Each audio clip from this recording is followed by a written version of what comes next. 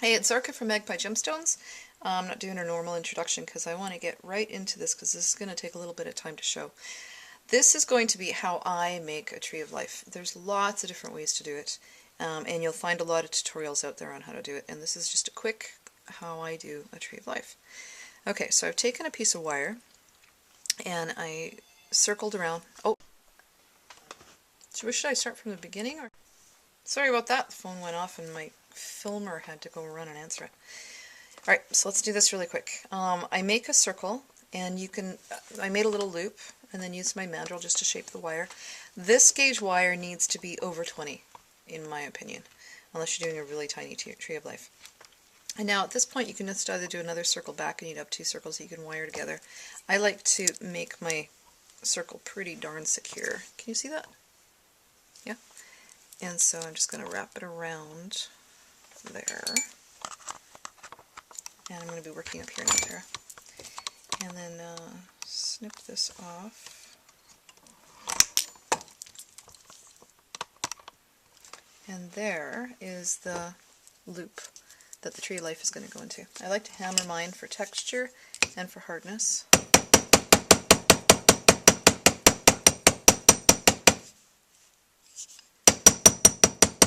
So it doesn't lose its shape. And now the wire that you use to create the tree, in my opinion, needs to be 22, 24, 26. Quite often it depends on that's 18 gauge, way too big. Depends on what size wire, or what size wire you can get through the beads that you want to put on.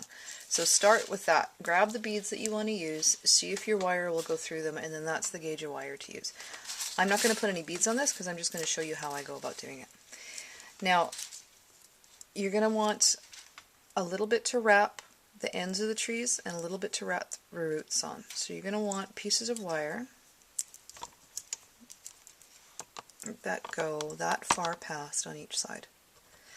Now I think it looks best when you have 8 branches coming out. And so I'm going to have Tara turn off the camera and then come back when I've gotten to this point. Ready? Okay, so I've got 8 pieces of wire cut. I probably should have cut them a little longer. I don't know. I cut them all varying lengths a little bit so I could play with these ends. So I'm going to make all the lengths for the roots. I'm going to flatten it out so that they're all the same. Now what I do is I take my pliers right in the middle of where my tree trunk is going to be, and I hold as tight as possible because they don't want to get held. Try these ones. No, it's not going to work either. Alright, just keep fiddling until we find a way. These ones might hold it. Yeah, these will hold it. Okay. And then I twist. And I twist all this bundle together. And you don't have to worry that it's messy because trees are organic. And so we want an organic looking branches and trees. There we go. So this is going to be our roots and these are going to be our branches. And at this point I take 2. Remember, you can change this any way you want. Lots of people do it differently. This is how I do it. I take 2 of the branches and I twist. And then I take 2 more.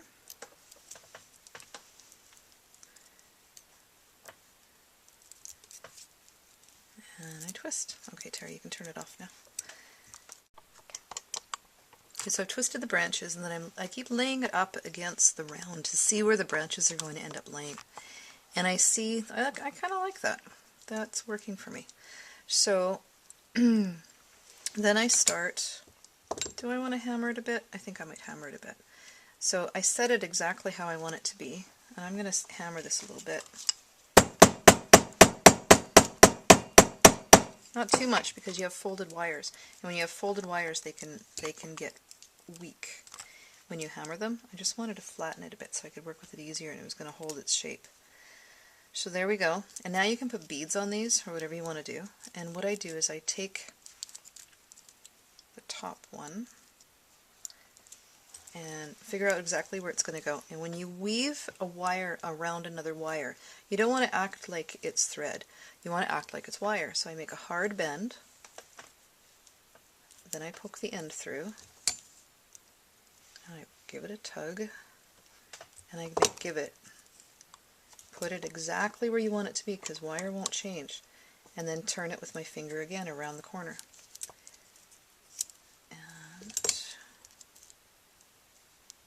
And I'm going to bring this one all the way up to here. Then I'm going to wrap this one here, this one here, this one here, all the way around. And I'll show you how that looks. Here, I'm going to do this one first, so you can see what I mean. And my tree's going to,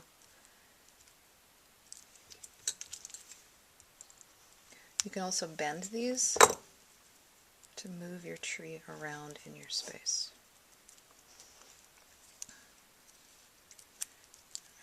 Make a hard push on that wire so it goes around the other one.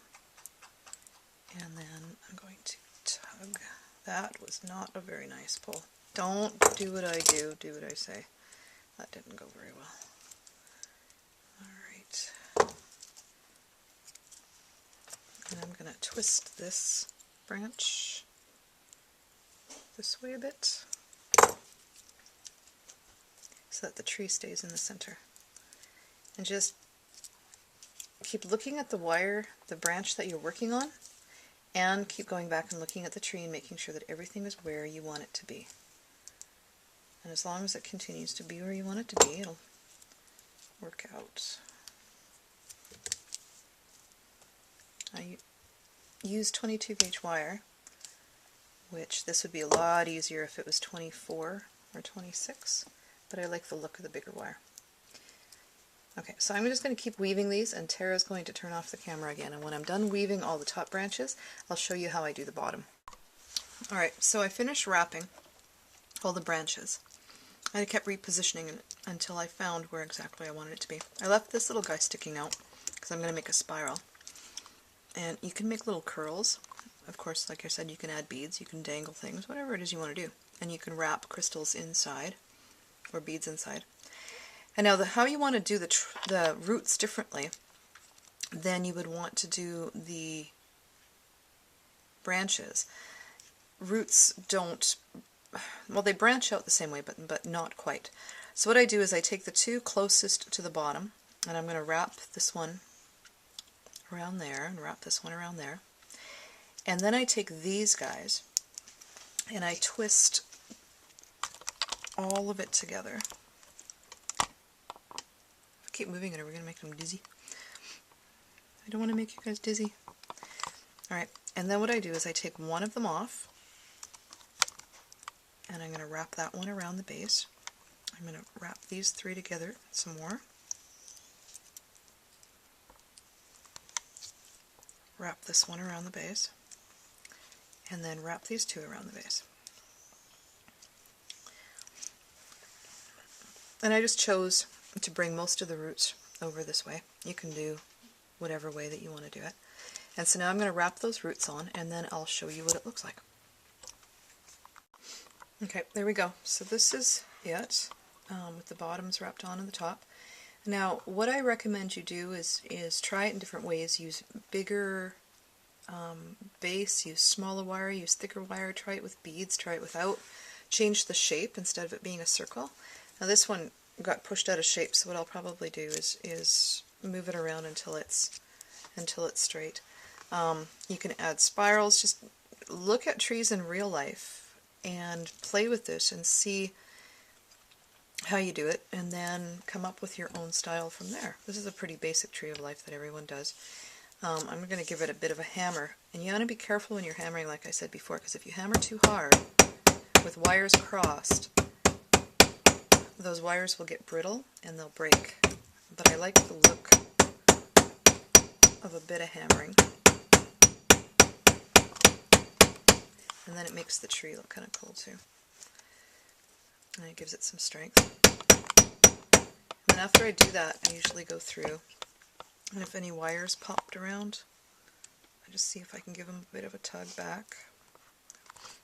And there you have it. You've got, just hammer the top.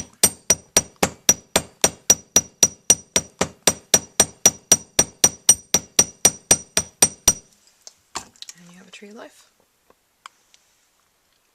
The end.